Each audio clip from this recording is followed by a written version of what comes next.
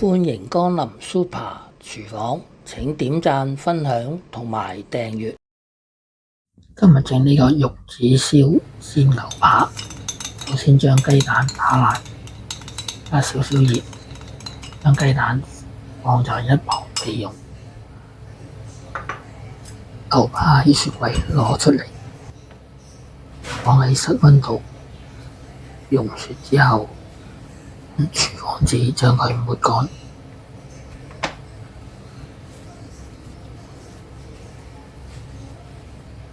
開中火落油，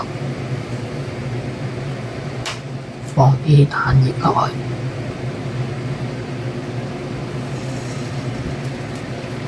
見到啲蛋液已經凝固咗啦，咁我哋揾鑊鏟將佢切起。話咁快，玉子燒已經形成咗啦。用鑊鏟將佢切開一嚿嚿，跟住可以將佢拔起啦。用返同一隻鑊，開大火，放塊牛扒落去煎。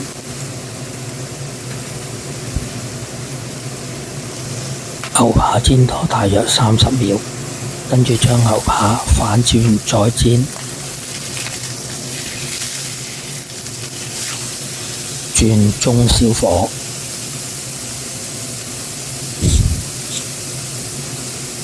落少少鹽、少少胡椒粉調味，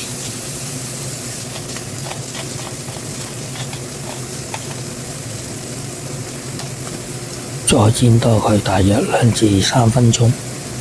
咁我哋就反轉塊牛扒，再落少少鹽、少少胡椒粉調味，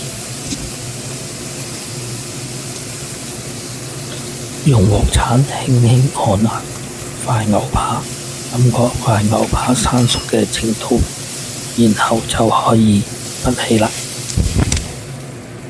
煮好塊牛扒，最好放喺室溫度等5分鐘。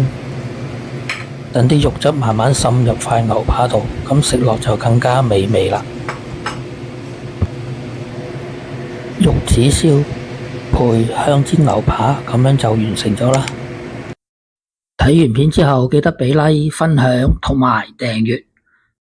我仲有大量嘅煮餸影片，可以登入下邊 info box 參觀。